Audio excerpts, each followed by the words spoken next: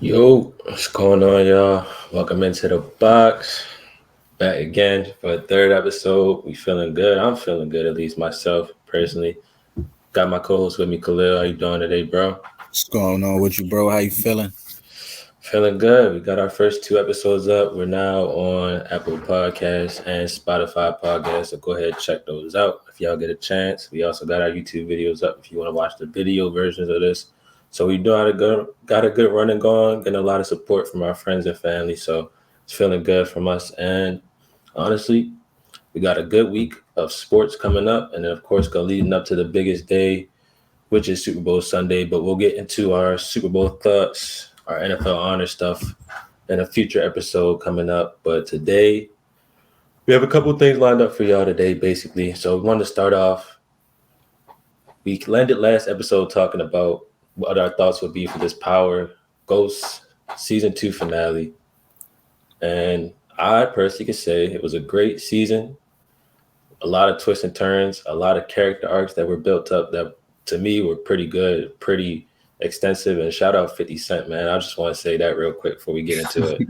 This man 50 is killing the game. I was talking about it with somebody at work, and the man just has endless plaques, endless trophies of shows, and he can honestly keep going because I mean his mind and his team just don't stop working, especially when it comes to these shows. So before we get into the newest show that he had, he finished up a show, Power Ghost Season 2, Tariq.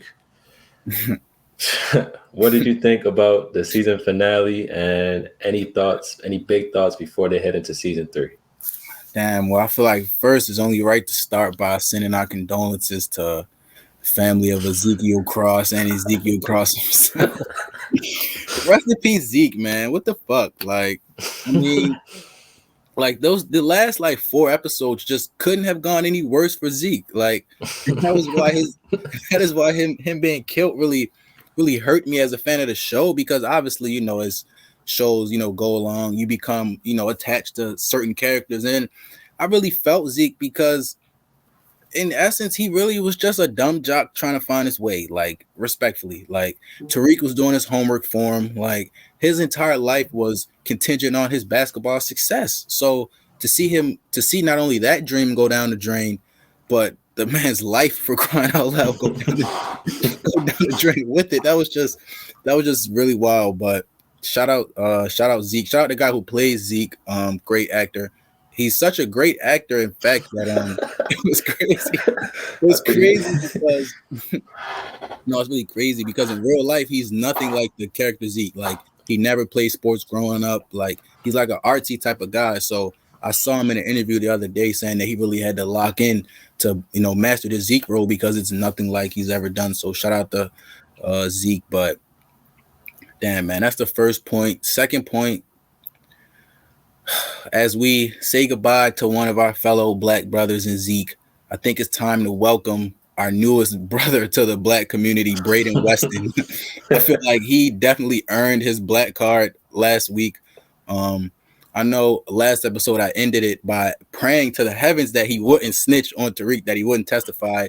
And thankfully they heard me. They definitely didn't want that to happen. He came in there, and I can't lie to you, once he walked in with the suit on, dramatic music in the back, I talked to my friend that watches with me every Saturday. I said, bro, this guy's about to snitch, bro. Yeah. He's about to snitch, and we know what that ultimately means if he snitches. So I just was so devastated. But once he flipped the script and started talking about how he was the president of Course Correct and how it was him that sold the drugs, not Tariq, I said, wow. After what Tariq did to him, taking a family photo, for him still to have Tariq's back like that, I said, damn, bro, I need a friend like Braden Weston, bro. I need a friend like Braden. So shout out to him. Man, you saw hashtag Braden, the real one, going around. I was pretty shocked. I ain't gonna lie. I thought he was going in there to ready about. He thought he was about to sing. I mean, I'm pretty sure everybody thought he was about to sing. But doing that move, that was a great smart play because he knows. I mean, he sees the color of his skin. He knows he'll get off on whatever it may be. Maybe a community service, and like you say, his father kicked him out of school, but he'll find some way back. Especially if Tariq is there, so obviously they'll get roommates again. They'll get back onto to the game. But the thing I took away from it is that 50 seems to build up Tariq's characters to the point where he like is just this ultimate hard body nigga at the end of at the end of every season. Like season 1, episode 10, he's going crazy, doing all this everything, like bossing up on his own, everything that ends up killing Jabari to end it all. Season 2, coming talking to everybody and handling every situation just like his father. That's the craziest part. And it's like, wow, this character, you can see a character's arc go from scared kid, spoiled kid, rotten kid to understanding the world, understanding how to be on your own and learning how to deal with things on your own. So I mean, shout out to Tariq, shout out Michael Rainey, that he doesn't even look like a person that should be playing that character, but he plays it so perfectly that like they just know what it is. But like you said, the Braden situation, I mean, I did find that pretty interesting with 50. Another point I found pretty interesting was that somebody's pointed this out that I actually didn't even notice. When we saw Tasha for the first time in the whole season, which was good to see. Shout out Tasha. We really haven't seen her in 2 seasons, honestly. But good to see her. She's doing well. She's thriving. But something I noticed when she was, Yasmin returned to her was Yasmin ended up having that bear with her. And that bear, I think that bear had like a location device or a tracking device or something like that I thought about.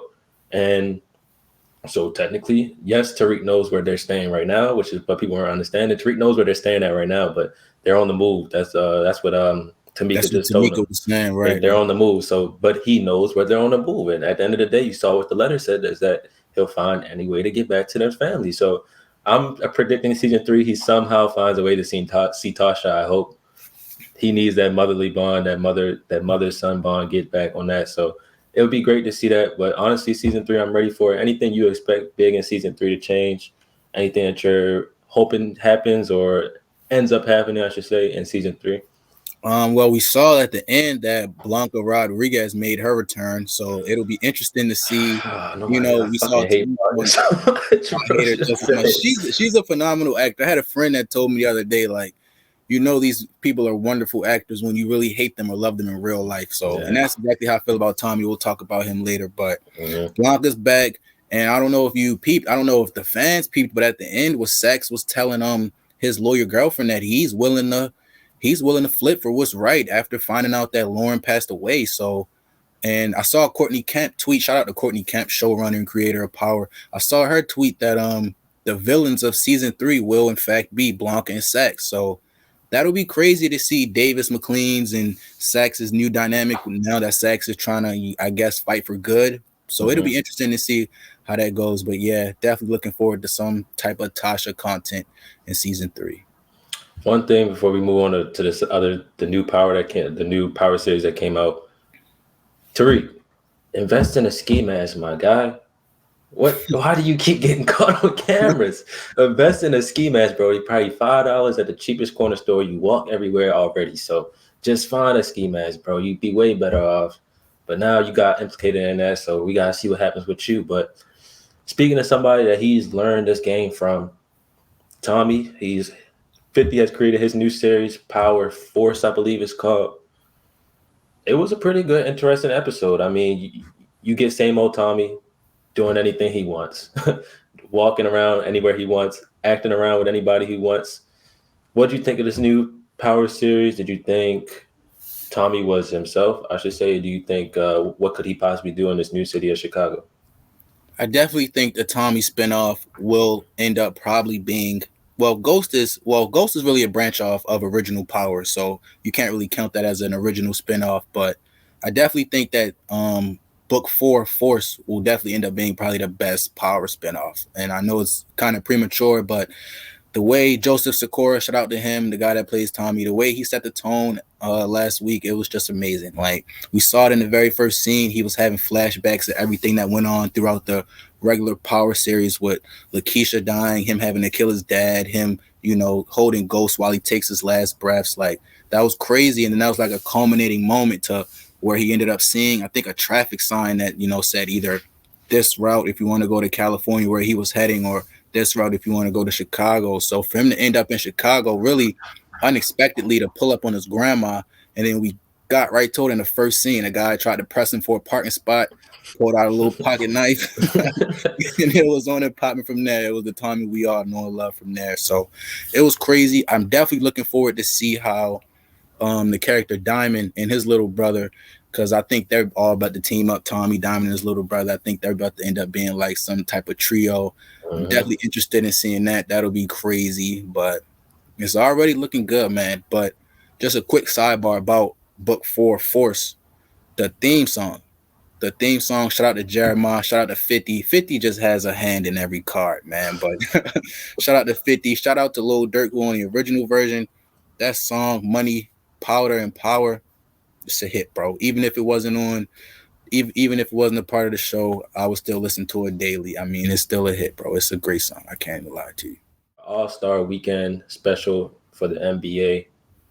Big weekend coming up, I want to say, in 2 weekends on the date that we're recording this. I think it's the 18th to the 20th or something like that. Next week. So that whole weekend is a great NBA weekend for NBA fans who love their players and love the stars of the game. So going to start with the Rising Stars competition, or what they call it, or what it has changed into now, I should say, is the Clorox Rising Stars, whatever that is, man.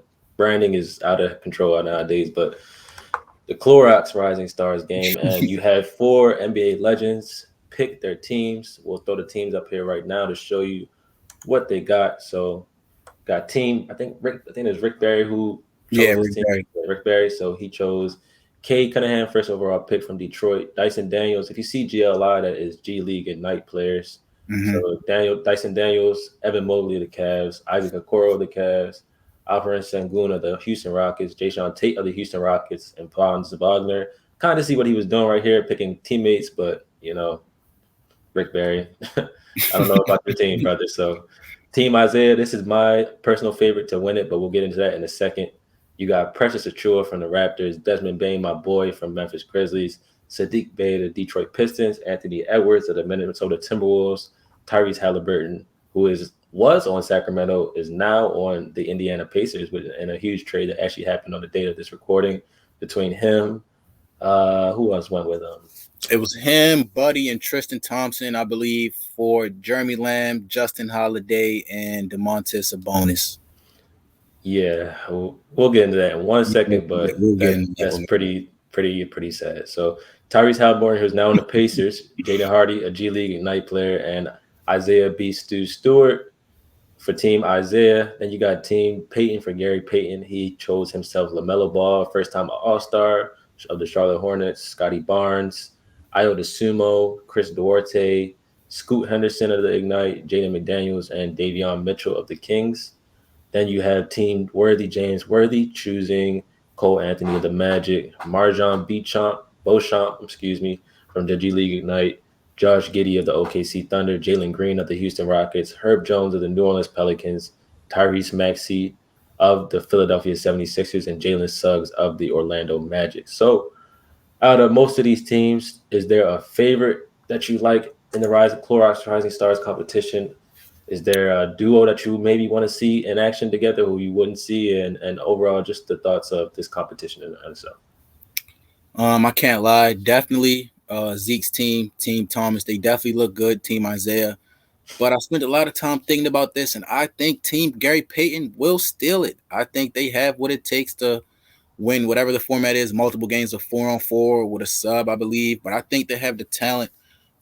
Chris Duarte from the Pacers, along with LaMelo Ball. I think that's about to be a duo that will play great ball.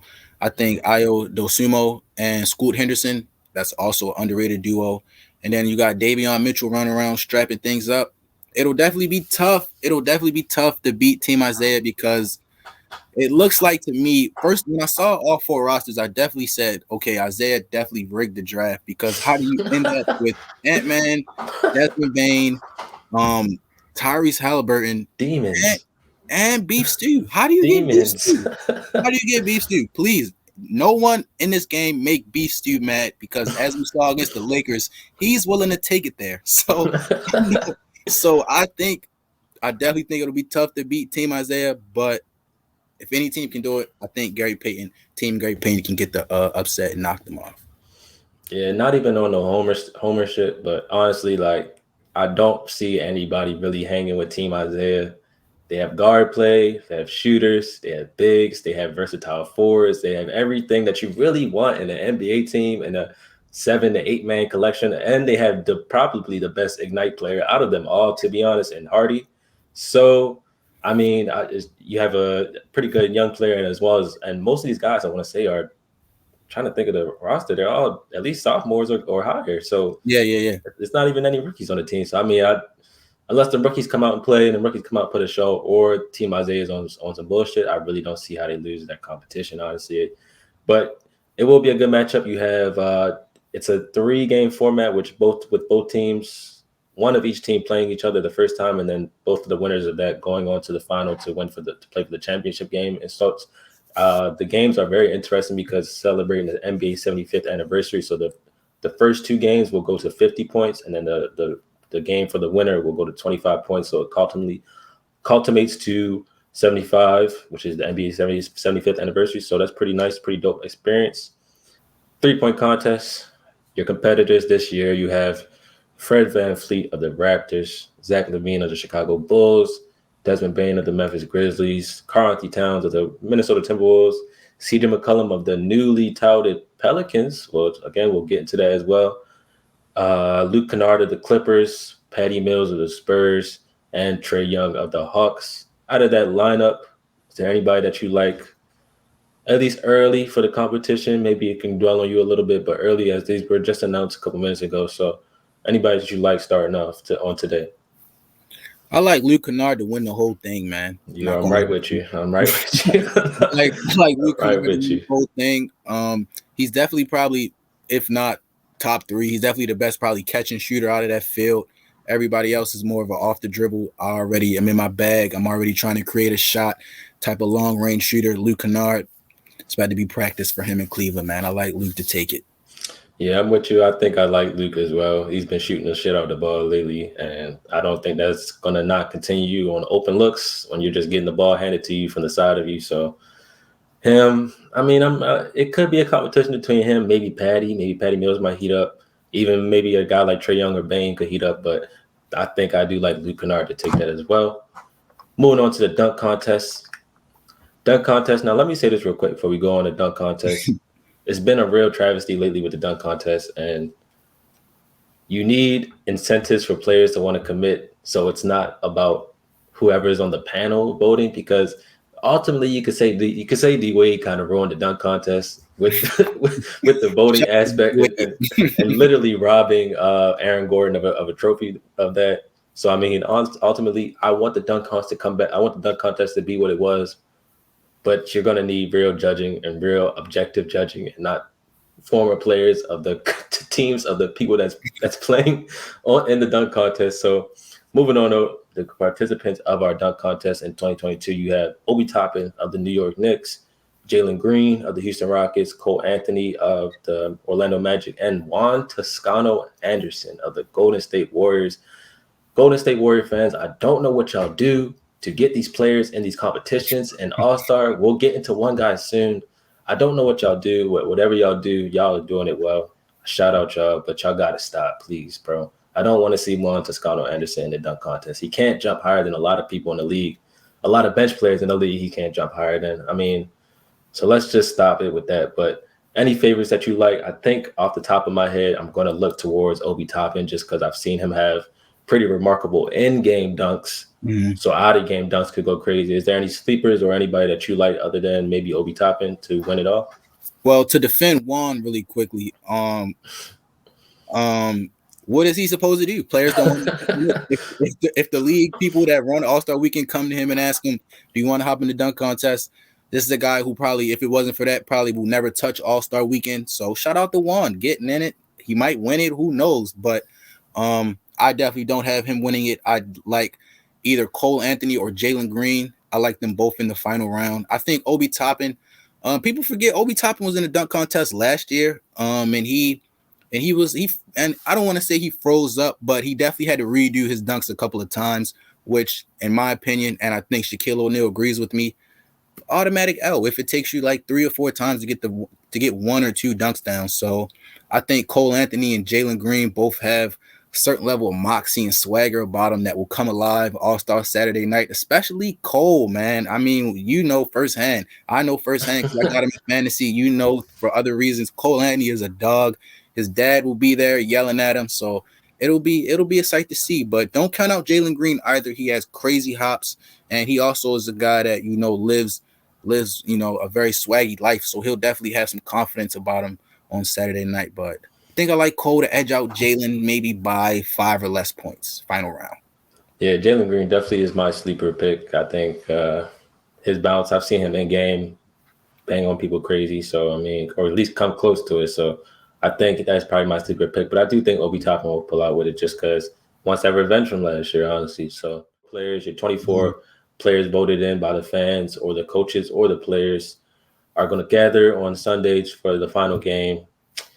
In the East, you have your starters that were announced. Now you have Kevin Durant, who was a named starter but will not play due to injury. So you have Giannis Antetokounmpo, DeMar DeRozan, Joel Embiid, Jason Tatum, who takes his place, and Trae For Young. the second year in a row, takes his place in the starting lineup. Crazy. Very true, very true. So Trae Young, those are your East. Those were your voted East starters, and your voted West starters will be LeBron, who is the team captain, Steph, Jokic, Ja Morant, and Andrew Wiggins. We'll get into that last name in a second because we are both very passionate about this topic. So in the East, your reserves were chosen. You had Jimmy Butler of the Miami Heat, Darius Garland, the hometown kid of the Cavs, James Harden, Zach LaVine, Chris Middleton, Fred VanVleet, and LaMelo Ball, who was chosen to be replacing Kevin Durant in the game as a whole. And then in the West, you have Devin Booker, Luka Doncic, CP3, Rudy Gobert, Spider, Donovan Mitchell, Karl-Anthony Towns, and DeJounte Murray, who was chosen for Draymond Green, who will not be playing in the All-Star game. So a lot of thoughts about the teams and the picks. We can start. Let's start in the West because I know we'll have a deeper conversation in the East. Mm-hmm. Pretty fair overall around. I think the starters were pretty unanimous, pretty fair. A lot of conversation between Booker, CP3, and Ja, I guess, maybe. And, of course, the last one, Andrew Wiggins. But ultimately, I think that's the biggest talking point here is, do you feel that the All-Star Game should rebrand in a way to have the 5 best players overall as the starters? Or do you like the newer 2-guard, 3-forward format? I mean, that's a tough question because we're old enough to remember a time where there were 2 guards, 2 forwards, and a center. And people complained about how there's no elite centers in the league, so we're wasting all-star spots. So let's make that last spot another forward spot. So, I mean, there's constant complaint about the All-Star Game format. I definitely understand how guys like Wiggins making it will piss off a lot of real basketball fans who may have wanted to see a guy like Luka Doncic or Devin Booker who don't fall under the forward position, just miss out. So, I mean, that's a tough question. I'm actually happy for Andrew Wiggins. We'll get to him later, but I think that this is a chance for him to show the world that his career thus far has not been a fluke. Like, this will probably be the biggest stage he's played on in his career so far, other than probably the play-in with Golden State. So this is a time for him to play ball, probably get a few breakaway crazy dunks in, maybe hit a couple shots, maybe start talking trash to the other team. Who knows? But as someone that definitely rooted for Andrew Wiggins and Jabari Parker both coming out in 2014, it's definitely good to see at least one of them still thriving in the league. So, I mean, I'm rooting for Andrew Wiggins. He definitely didn't deserve it if that's what, all the talk on the timeline is about. But no, I don't think the All-Star game should change its format because anomalies like this, outliers like Andrew Wiggins, every once in a while, I'm okay with it. I mean, we can get straight into that because that's honestly the biggest talking point of it all is that I don't believe Andrew Wiggins. Maybe he should be in the game. Maybe it's a huge maybe in my opinion because I don't know. I don't really know if he should be in the game. That's just me though. I get that he's putting up 17 on the second best team in the league. It doesn't move me. It don't move me enough. We know what type of talent this guy is because he was first overall drafted. So I mean, was he first overall? Yeah, he's first. I'm trying to think if he came out of that draft with Anthony Bennett or not, but I don't. No, that was I think that Bennett was like the year after or something like that. Yeah. Okay, so this man was the first overall draft pick. I mean, it just doesn't really move me, and you get a lot of space playing with Steph. You get a lot of space. You get a lot of creation playing with Draymond. These are the guys that are the All-Stars. You're just a beneficiary of the All-Stardom. In my opinion, you never seen a guy like Harrison Barnes, even in a great season, be an All-Star. That's just that's really he just plays the Harrison Barnes role, in my opinion. Mm-hmm. But ultimately, what is your takes on Andrew Wiggins? Do you believe that he deserves to be there? Or do you believe that he even deserves to start a role and to begin with? Let's say that. I think it's hard to say that he didn't deserve it because you see the names left off, and you could definitely make the argument for Andrew Wiggins over the guys that got left off. So I understand that point. I think Andrew Wiggins' role with the Warriors was especially important for the first half of this year without Klay. He definitely probably was. I mean, Draymond shows up in different areas in the stat sheet, but Andrew Wiggins was their second best scorer for the first half of the season before Klay came back. And the Warriors just fell to second in the West a few weeks ago. So for the first 9 to 10 weeks of the season, Andrew Wiggins was the second best player on the best team in the West and one of the best teams in the league. That's a case to make the All-Star game, regardless of how many points he's averaging, who his point guard is, who his coach is, how great his team may play when he's not in the lineup. That's a case for him. Now, like I said previously, he has to show that he's worthy of being in that game by playing great ball. If he gets in the game, start playing like the Andrew Wiggins that we see from time to time that can't hit a shot, isn't aggressive going to the hole, is just in his own head, then he'll give people all the merit in the world behind their claims that he didn't deserve a spot. But I think he'll play well. I think he'll show the world why he was selected into the game. But all in all, I guess you just have to thank Warriors fans. I mean, I saw a tweet saying that they move harder than NBA YoungBoy fans, which for our music fans, our musical fans out there, we all know that NBA YoungBoy's videos on YouTube and just all over all streaming platforms do numbers at a rapid pace. So it was great to see. I mean, it's great to see. You always got to root for the underdog every now and then. Like I said, I hope he balls out on the big game on Sunday. Some people were saying it was mostly the anti-vax community helping him out. And who knows? You could possibly see that. I just don't really understand the amount of votes that he got. It just was very absurd. The fact that he had more than Draymond, that's kind of oddish to me. So it just seems like he had a couple computers, throw some extra votes in there for him. But I'm not going to blame that on him. He's just a person, right? He's just a player. So ultimately, the final spot by the guy we were just talking about, Draymond Green, had to be filled by the commissioner, and the commissioner chose DeJounte Murray of the Spurs to take the last spot. DeJounte Murray is averaging 19 points, 9 assists, and 8 rebounds on a team with 20 wins versus a guy in Jaren Jackson Jr., who I believe should have had the spot because my biggest thing for him filling the spot is that he's one of the best defensive bigs in the league. He leads the league in blocks. He averaged 17 a game. He has played more games this season than he has in the last since the bubble. So you're seeing a lot more of him, and his availability is huge. He's played more games than DeJounte Murray, and also his team is third in the West at 38 wins. I think that deserves a talking point when you're breaking down anything, at least when you're filling a spot when it comes to filling the position and filling forwards. Do you think DeJounte Murray was deserving? Now, after a couple of days of recollecting on it, DeJounte Murray, you deserve the vote. I'm not going to say that he doesn't deserve it because he's playing ball. He's almost averaging a triple-double. But to me, when you're on a team with 20 wins, it doesn't really do anything because you're not impacting winning enough versus other Right. players. So Right. do you believe any other player, not just Jaren, but any other player in the West could have got that positioning over DeJounte, or was that the rightful replacement? I definitely felt your frustration with Jaren being snubbed, especially because of how well he played when John Morant was out. I thought that was huge for him and huge for your team. Like that was amazing. I think you guys went 10-1, 10-2 while he was out. I Too. mean, and Tripp was the best player on the floor damn near every night. So that was his case for him to be an all-star, in my opinion, the work that he put in while John Morant was out. But a name that I thought should have made it was Anthony Davis. Obviously, I'm going to put on my Laker cape right now and spread it.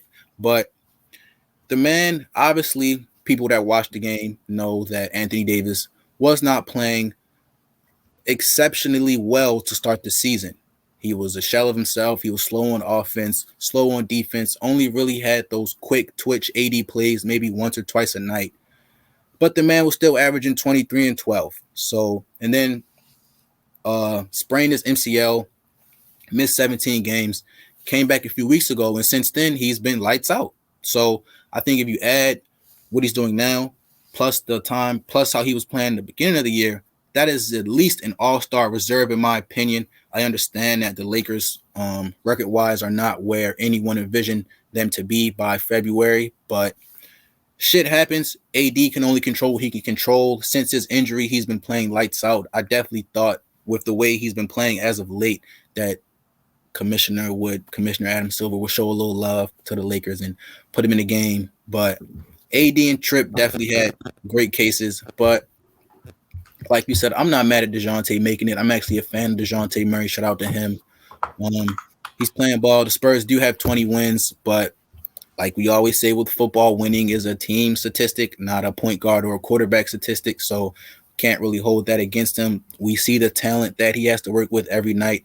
We see the talent that Pop has to scheme with every night. They are nowhere near one of the most talented teams in the West, nonetheless, the league. So he's doing all he can.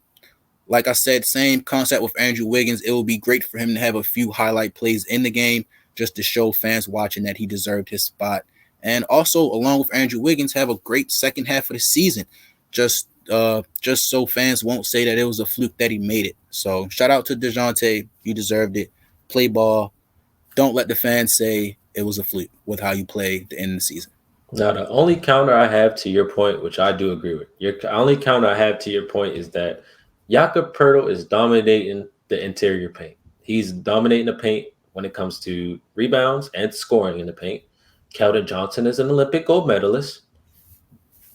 Lonnie Walker, in theory, he is. In theory, it doesn't matter. He's an Olympic gold medalist. He's an Olympic gold medalist. Lonnie Walker is a first round pick, I believe.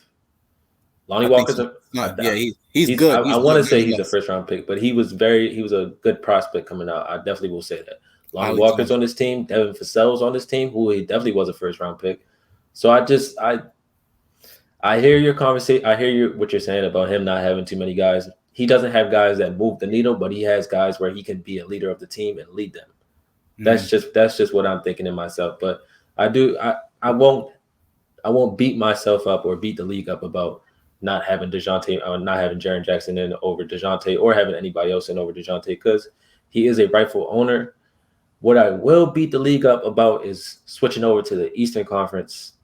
There's a couple of these reserve picks, multiple of these reserve picks, honestly. You did a bad job, Adam Silver. You did a bad job, NBA fans. Just we got to look past. We got to learn how to get past these big market teams first and actually infiltrate these small market teams. Now, I get small market teams are only boosted by superstars. You have the latest examples of Damian Lillard, Giannis Antetokounmpo, and John Morant. But guys, James Harden is not an all-star this year. I'm sorry. He's a good player. And this is what happens when a league does stuff like this. They reward bullshit. And when you reward bullshit, players can bullshit and still be seen as good players. James Harden has not played at an all-star level one time this year. He's James Harden. He's a great player. He will be able to pass the ball. He will be able to score the ball. He's able to score 25 in his sleep because he's James Harden. But he does not deserve that spot, an all-star spot, over a guy like Jared Allen, who is a hometown kid, not hometown kid, but the home team's player in the Cleveland Cavaliers. Jared Allen is a monster in the paint. He has his team in a position where nobody thought they'd be. And yes, he's not the leader of that, but he's the second man of that for sure. And there are things that he's doing defensively and in the paint that should be recognized. You only technically throughout the entirety of the thing, you have three centers: Jokic, Jokic, Embiid, and Gobert, and I guess Cat. So you have four centers. There should be five centers. Jared Allen should be in the All-Star game. I mean, I hear the talk about James Harden and who he is as a player. Jared Allen should be in the All-Star game, and the NBA should be sick about not having him in the All-Star game. Is there any opinions on him as a player and James versus, I guess you could say, the argument between him and James Harden, who should be in, and overall just Jared Allen as a player? Shout out Jared Allen. I actually did not have Jared Allen making it. I know he definitely has been going crazy this year, but it's definitely hard for me to envision two Cavaliers making it. I thought only one from that team was going to make it, either Garland, Allen, or even Mobley squeaking in. You never know. He's having a great year. Probably going to end up winning Rookie of the Year. But I definitely didn't see two guys from the Cavs making it. But man, James Harden, I don't know how he got in either, man. I don't know. I have no clue how he got in. I'm more upset, probably equally upset, that I am with Harden making it as I am with your guy, Chris Middleton. How did this guy make the game? How did this guy make the game? And I'm so passionate about this topic, about the guy that I believe got snubbed in favor of Middleton and Harden. I did my homework and pulled up some numbers. Mm-hmm. Chris Middleton this year is averaging 19, 5, and 5. Mm-hmm. Cool. We know what the Bucks are, largely in part of because who their best player is and how they play. Jaylen Brown, who I think deserved to make it, should have been on the first batch. Definitely should have. I mean, LaMelo Ball, I think, should have been in the first batch as well. We talked about that in episode 1. So I'm not mad that he ended up being the replacement for KD. But Jaylen Brown has been averaging 24 points, 6 rebounds, 3 assists the entire year. Him and his brother, Jason Tatum, who's one of my favorite players, who in reality didn't even really start playing Jason Tatum ball until about that Thanksgiving, right before Christmas area. Jason Tatum started the season off in a slump. Jaylen Brown was carrying the entire squad, had 50 points in the opener against the Knicks, has been balling since then. And for him to get snubbed, but for Harden to make it, who, if people watch the game, see that Harden really up until Christmas Day against us was having a terrible season. This man, shout out to Stat Muse for the stat, James Harden going into that Christmas Day game was averaging about 18 points, 6 rebounds, 6 assists. Those are not all-star numbers. Since then, I'll give him credit. He has increased his numbers to what are now 22 points, 8 rebounds, and 10 assists. Those are all-star worthy numbers now, but you have not been playing like that all season, James. You came into the season complaining that you didn't get a chance to train properly because of the injury that riddled you last season and last year's playoffs. So you didn't get a chance to work out, came into the season slow. It showed. People were clamoring for Kyrie Irving to come back because James Harden was not living up to what people thought the Brooklyn Nets with him would be doing. You have, in my opinion, like I said, his turning point of the season was the Christmas Day game against us. That's when we saw flashes of Houston James Harden, OKC James Harden for more than at least maybe a half of a game, 2.5 quarters. He had a great game on Christmas against us. Of course he did, right? But he had a great game on Christmas against us. From that point on, he's been playing much better basketball. But as a fan of the entire season, I can't just forget about how you played from opening night until that point. For that reason, I believe Jaylen Brown should have made it over James Harden. And I guess now that you're bringing the attention about Jared Allen, I could definitely see Jared Allen making it over Chris Middleton. I don't know how this man made the game, bro. Like, people are mad at Andrew Wiggins. Our attention should be at Chris Middleton because, first of all, you missed a lot of time because of COVID, and I think you dealt with an injury. I'll fact check that, but you definitely have not played every game. You definitely have not played at least 90% of the Bucks games this season. And you're riding the coattails of what a lot of people believe is the best player in the world currently, a team that is a well-oiled machine with or without you because of who number 34 is in Giannis, and you snuck into the game. That's just lazy from the guys doing the votes. But I mean, I guess we can't be mad because reserves are voted by players and coaches, right? Players, coaches, GM, something like that. So this is supposed to be the knowledgeable cast of guys coming in, and it's making me even more upset than the starters did. So I don't know. I guess they need the Hot Box Talk podcast to come help next year, but I have no clue, bro. I'm glad you brought up that muse to let people know that we don't just talk out of our ass. We actually think about these things. And like you said, that 19-5-5 versus Jalen's 26-6-3, which I also had on my notes as well. He definitely was robbed. I'll give you that. Chris Middleton is my guy. He was my guy on their championship run, and even the year that they didn't make it, he was my guy. His first All-Star nod, I was very happy.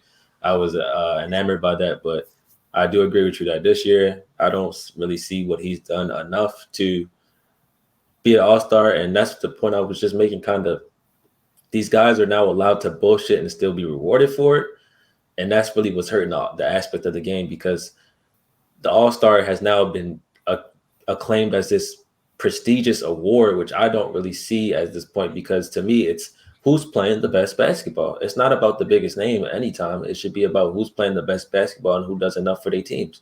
So like you said, multiple guys like Jaylen Brown helped carry this Celtics team when Jason doesn't play well, Jaylen plays well. So you have a guy like that in a team when they need themselves. Likely the Bucks are winning because Giannis Antetokounmpo is doing his thing for 3.5 quarters, and then you have Middleton ending the game. That doesn't mean you're an all-star. That just means that you are a very good clutch time player. So ultimately, I am with you that I don't think that Middleton should have got it this year. That is my guy, but I don't think he got it. And we are in agreement. We are in agreement, of course, with James Harden. I don't know how you keep getting away with this, man, but it is what it is. So we might got to put that clip of that meme where it's like, how does he keep getting away with this right there? Like, in the he can't keep getting away with it. Staying in the NBA, trade deadline talk again. Crazy day in the NBA today, February 8th. Man, some pretty confusing and understanding trades, I will say. I think the most understanding trade of the day, and just a culminating wrap-up of a trade, I think you could call it, is the Pelicans acquiring CJ McCollum for Josh Hart and Dakiel Alexander Walker, who I think they just robbed the Pelicans of, but that's to be determined. I do think that guy's pretty good, but I think the Pelicans got robbed of him. But they get CJ McCollum. As you know, my friend, CJ McCollum was my favorite player. He was my favorite player for a very long time. For multiple years, that guy was the guy where I could say he did no wrong regardless of anything. My favorite CJ McCollum moment, Game 7 against the Nuggets. I told Coach flatten him out. It was kill or be killed, whatever he said. Or I don't know what. Me, whatever he said. Yeah. He told Coach flatten it out. Can't check me. Dagger right in the hearts of the Denver fans. So this guy has been a favorite of mine for a while now. Obviously, with the emergence of John Morant and our Grizzlies, who, by the way, of this recording, are up 15 points on the Clippers at halftime. So pretty good work we're doing right there. But what do you think about this trade? We talked about Damon Lillard a couple of days in the last episode, right?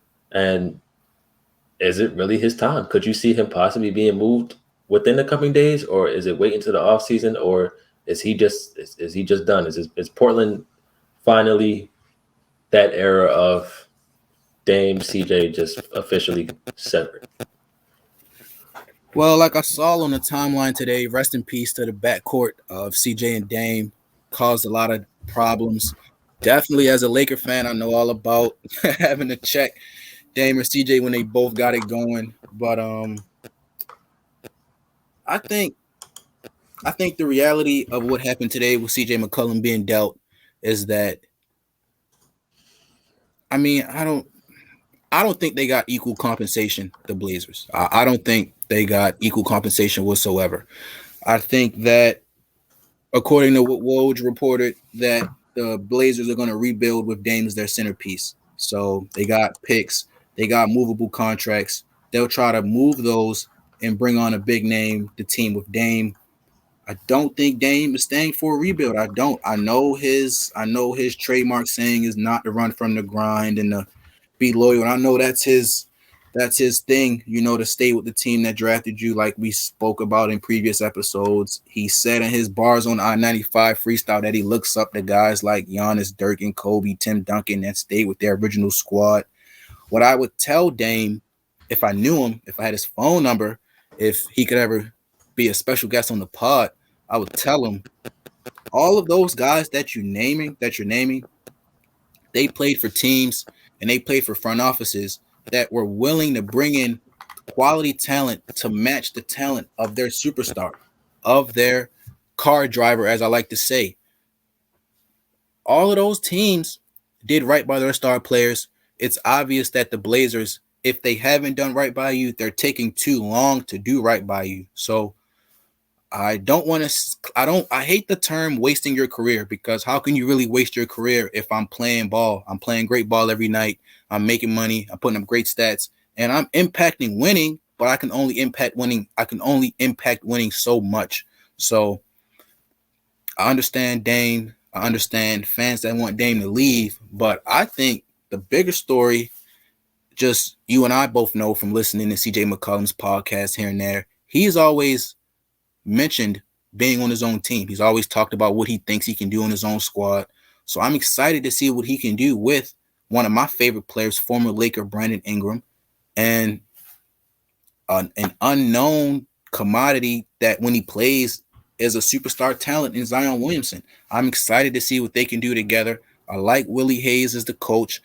I'm excited for the Pelicans. Jonas Valanciunas, that's your former big man. You know he can bring to the table. He can be a solid guy. He can give you 10 and 10 pretty much every night. I think last year he led the league in some important stat. Was it offensive rebounds, I believe? Putbacks.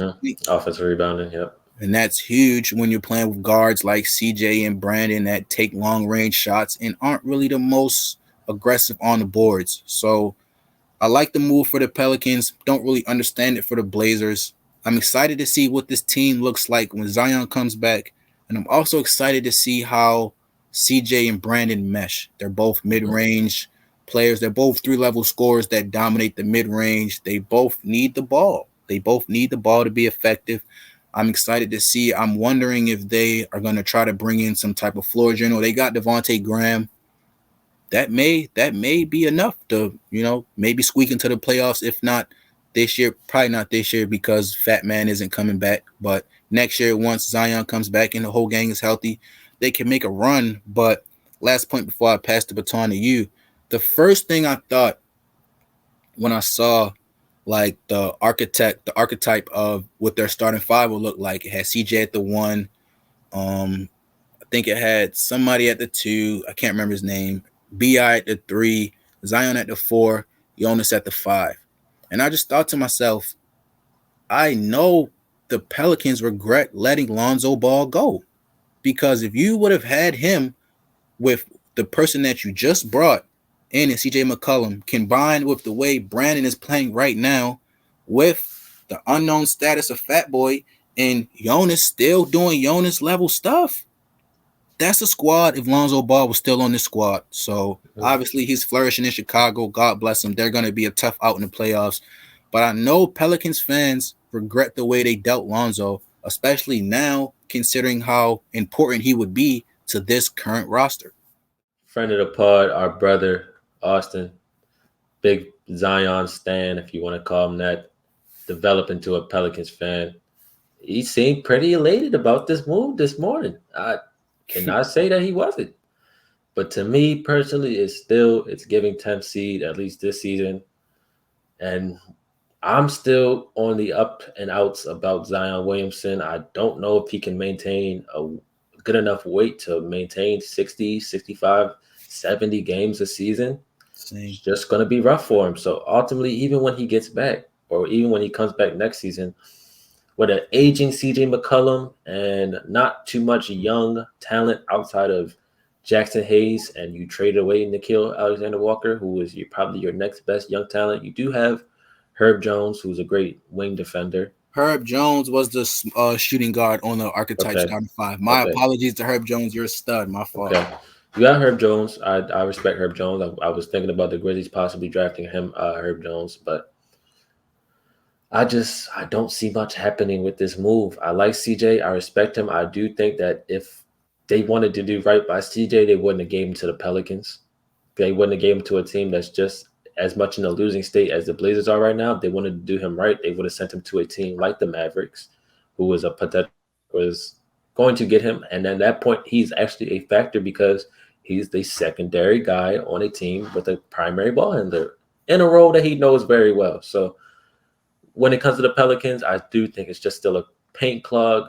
Jonas Valanciunas can't really move on defense, so he's not going to move the needle for you, especially when it comes to playoff time. Part of the reason why the Grizzlies had to move him. So ultimately, CJ, he's out of his situation, but he's still in a bad situation. Willie Green's a good coach. Shout out to Willie Green. BI, all-star player. Probably could have been an all-star this year as well. I just don't really see too much happening from this move. We'll see. And the beautiful thing about bringing in a guy like CJ McCollum, if you're the Pelicans, is if it doesn't work out with him in my young core, I could flip him to a championship contender for quality pieces right now, if not next year's trade deadline. So definitely watch out for that. But CJ, good luck.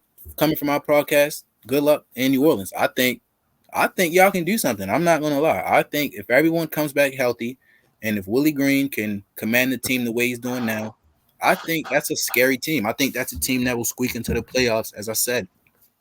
There was another trade made today. We did mention it earlier. And this is the part where I understood the last trade that we just talked about.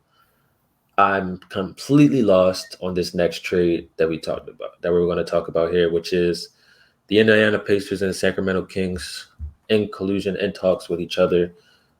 Traded Domantas Sabonis, Justin Holiday, and go ahead, recite the trade for me again, bro. Go ahead.